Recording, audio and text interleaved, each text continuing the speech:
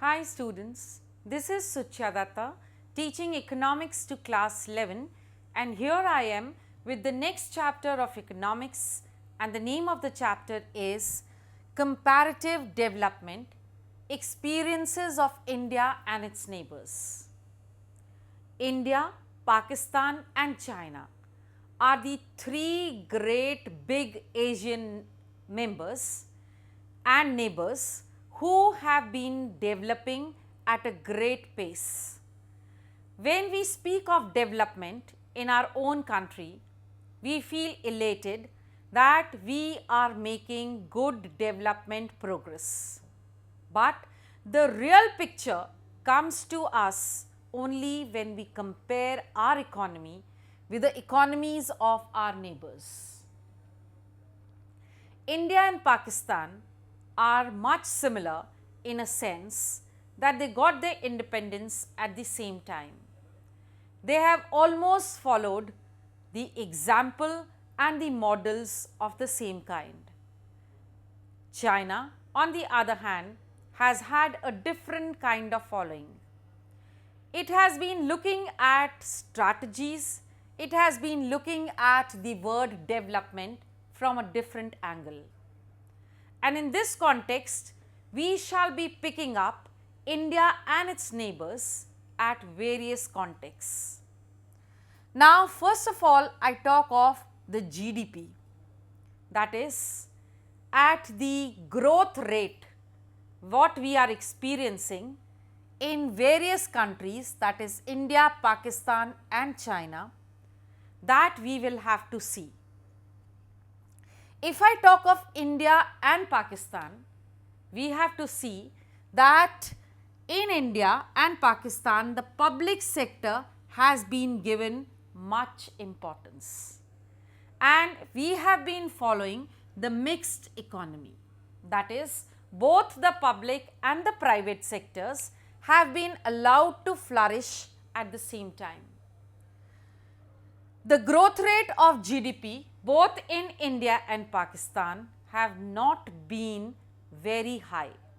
We have been growing at a constant rate. But if I look at the picture of China on the other hand, the government here followed certain policies which have given a higher pace to the GDP of the country. The Chinese government started with various programs to see that the country develops, and in this context, the first thing that they started was the Great Leap Forward policy, which is also called as the GLF. And according to this policy, the government encouraged more and more industries. It was said that you can even start an industry at the back of your home, that is at the courtyard of your home. So, the great stress that they have been laying on starting up industries in the country is termed as the Great Leap Forward policy. The next policy followed by China was the commune cultivation. Commune cultivation means that it is kind of a farming which is a collective farming. The farms are distributed, the land is distributed amongst people and they cultivate the farm or the land and the share is equally divided. Now, next policy that they have started with is the Great Proletariat Cultural Revolution. According to this policy, the youth of the country has been forced to go and work and mix around with the people in the rural areas. It is compulsory for the young people to go and work and stay and mix around in the rural areas in order to get the real feel of the country. Next policy that they have started, or in fact the entire policy can be termed as the policy of statism. Statism, as the word suggests, that everything, the means of production and other such things are owned by the state and state alone. Now, when India and Pakistan and China were following two different sets of development, that is, in India we have seen the mixed economy, stress on the public sector, whereas here they are laying more stress on the role of the state, on the ownership of the state, and this has in fact given very surprising results. If we talk of till 1980, the rate of growth of the GDP in India, Pakistan and China remained almost the same. But from 2005, another big change occurred, and that was in India and Pakistan, the GDP rose at the rate of 4 to 6%, but in China it was visible at the rate of 10%, and the reason, the cause was that they started laying stress on the market economy, and they also laid stress on the production.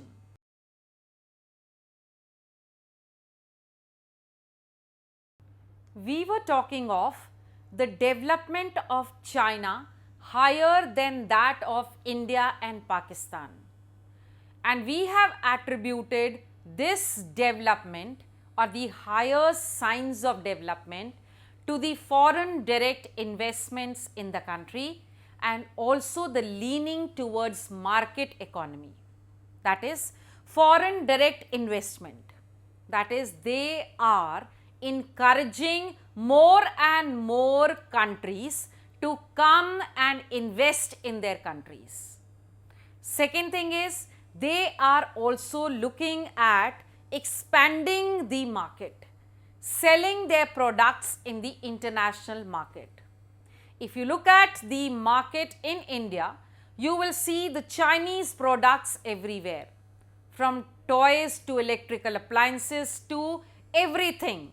Even Ganeshas during the time of Diwali are made in China. Such is the great contribution of the strategy which is being followed in China, that is leaning on the market economy. Well, let's talk about the sectorial share of the three countries. As far as the sectors are concerned, I have been telling you time and again that there are three sectors: the primary, secondary and the tertiary sector. Generally, when the growth or the development takes place, there is always a shift from the primary to the secondary and from the secondary to the tertiary sector. But in India and Pakistan, there is a different change which is visible. We have moved on from the primary to the tertiary sector. So, which sector is becoming less or insignificant?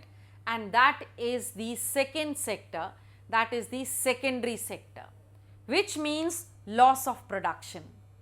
Well, India and Pakistan, much of the population still depends on the primary sector, that is in agriculture, and is leaning on the agricultural sector, but they have also moved towards the tertiary, the service sector, that is the hotel industry, the tourism. Here also lot of employment is being generated. But if I look at China, they have moved from the primary to the secondary sector, that is production, production and more production. As I had stated just now, you will see heaps and heaps of things in the international market with a tag made in China.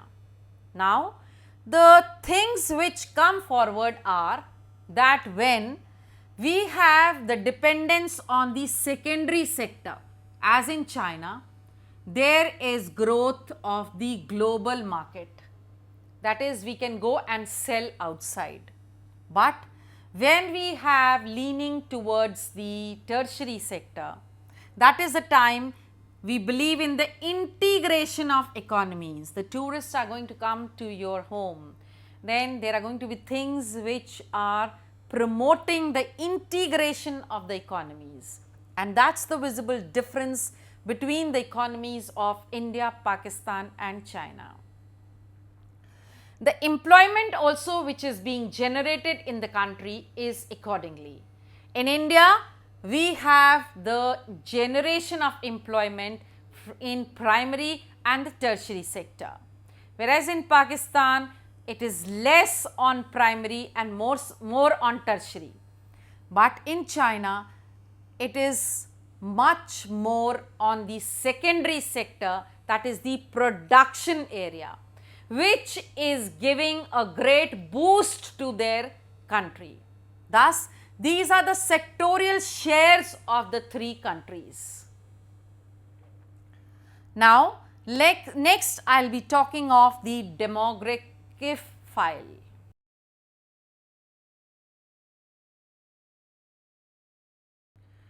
The next topic that we shall be dealing with is demographic profile. Demographic profile means the level of rise in the population of the country. When I talk of these three countries, India, Pakistan and China, there is a boom in the population. That is to say, population is a big hindrance in the growth and development of all the three countries. China is the most populated country in the world, and India is running fast behind it to become the most populated country in the world. But this competition has more glaring effects, and those are: China is also one of the very large countries of the world, and when this happens, there is low density of population in China compared to India and Pakistan. So, this gives them an edge over the population or the demographic profile, in spite of the fact that they are the most populated country of the world. There are 138 people staying per square kilometer in China. In India, it is 358 and in Pakistan 193. So, you look at these figures by which you will clearly realize that though the country is most populated, but the density of population is much less.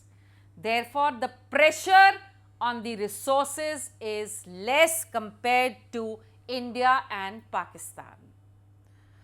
When I talk of the population, another glaring effect that is visible is that the sex ratio in all the three countries is also very sad.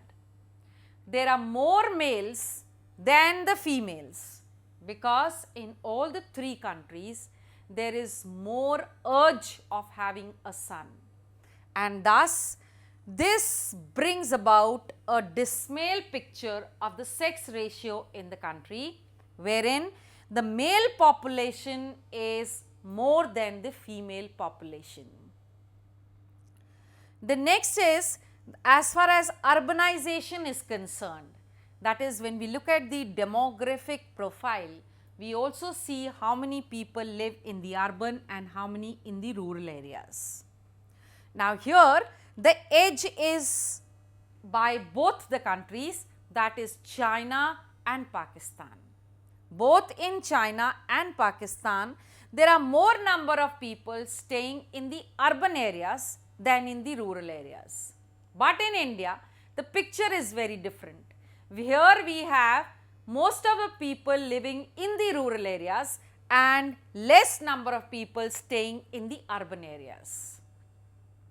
This means in the urban areas, when more people are staying, they are depending on the secondary or the tertiary sector. But when more people are staying in the rural areas, they are depending on the primary sector, and this was visible even in the sectoral share when we talked about. So, in spite of the fact that we are the fat populated, big populated countries, Asian countries, but still China has an edge in spite of the fact that it is most populated because of the area that it has.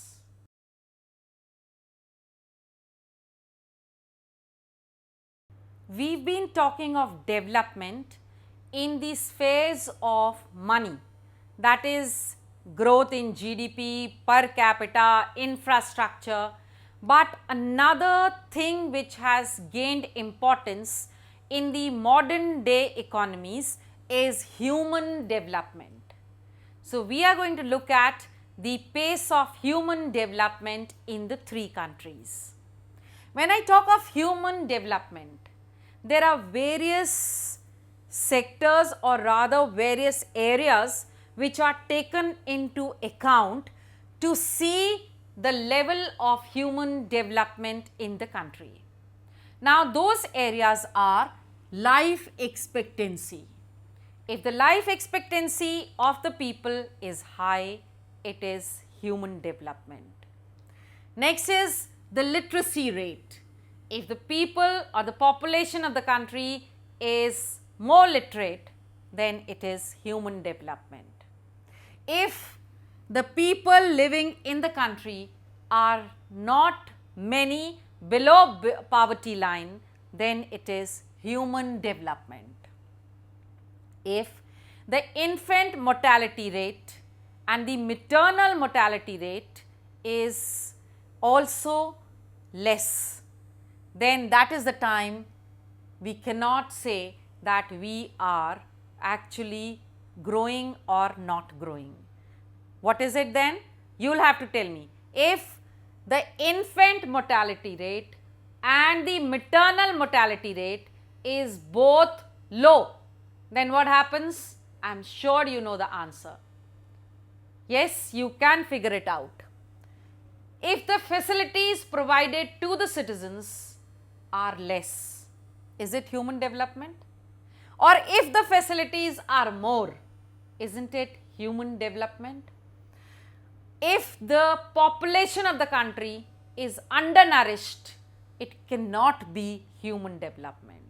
In fact, you all know that these are the various segments which are kept into account when we have to talk of human development.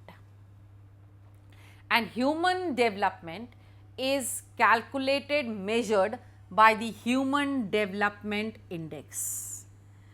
If the Human Development Index is higher, then it is human development. That is, these indexes which are there, all these segments which are there, if they are higher, it is higher Human Development Index, giving rise to human development. When we talk of this human development in the three countries of India, Pakistan and China, we have been growing. Of course, China is at a faster pace, but still we have been making efforts and we have been showing signs of progress in various human development indexes, and thus we can say that there is human development in all the three countries.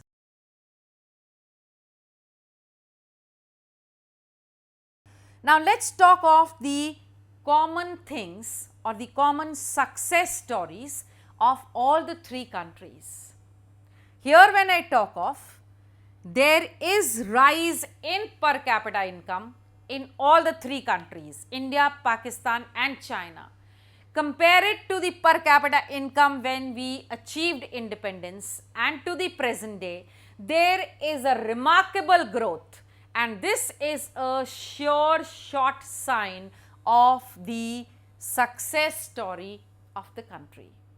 Next is the food production in all the three countries has been increasing at the pace at which the population is increasing in the countries.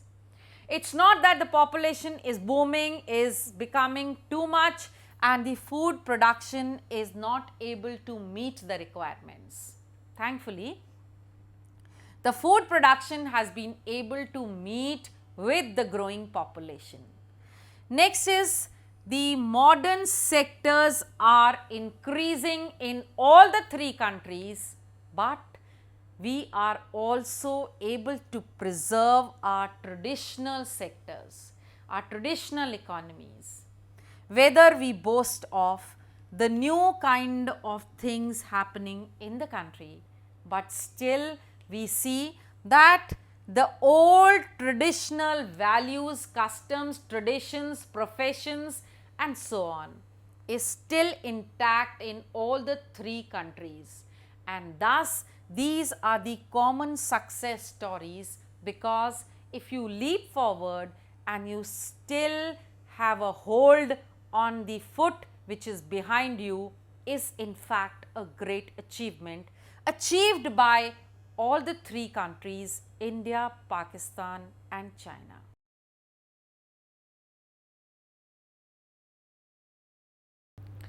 Now let me talk about the common failures of India and Pakistan.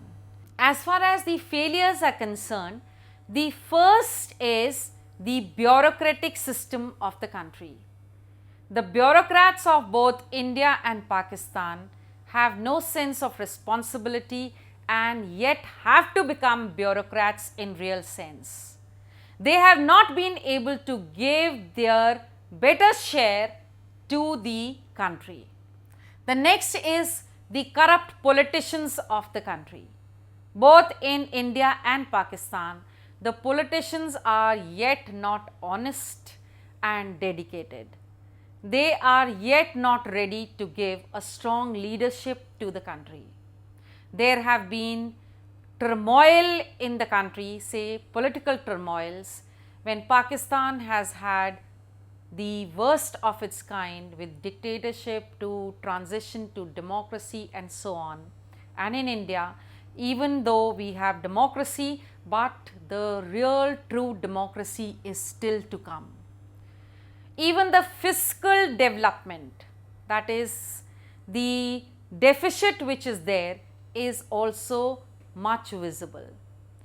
The money which is generated, that is the higher taxes which we have been levying on our population, not required, but still to meet the expenditure on the defense, because we are always at war with each other. It is said that India and Pakistan are always at war with each other. So, the taxes which the people have to give, the burden of the taxes on the people and the bad fiscal management leading to so much of debt in the country and also rise in the loans is a poor dismal picture or the failure of both the countries, India and Pakistan.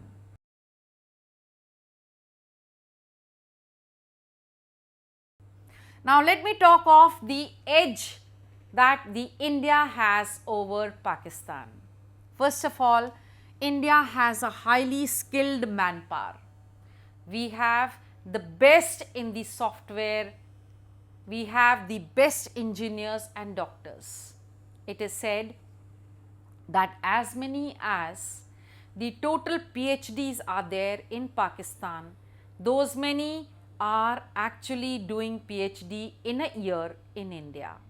So, in fact, the skilled manpower has led to great rise in outsourcing that we have of other countries. We have the BPOs and other such things coming to our country thanks to the skilled manpower.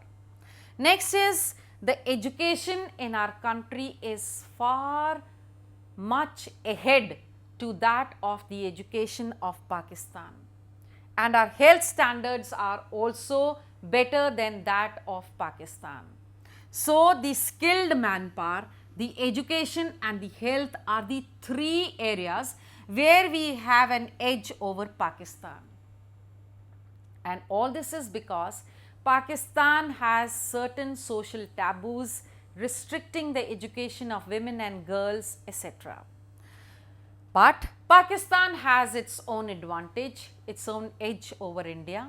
First of all, there is a very skilled or good migration in the country, that is at all levels, from the rural to the urban areas, from the country to other countries, foreign direct investments and so on. That is, the total migration process in the country is far better organized than that in India. Also, the water sources in Pakistan are better than that in India. In India, so many of us do not have access to clean drinking water, but that is not the condition in Pakistan. Also, the people living there are much less in the below poverty line. In India, there are more people below poverty line, but in Pakistan, the people living under below poverty line are less than that of Pakistan. And also, though the investments in the country are less than that in India, but their utilization has been done in a better manner in the country. So, that was all about the development of the country India and assessing it and comparing it with its neighbors China and Pakistan. And that was all about your chapter. Thank you.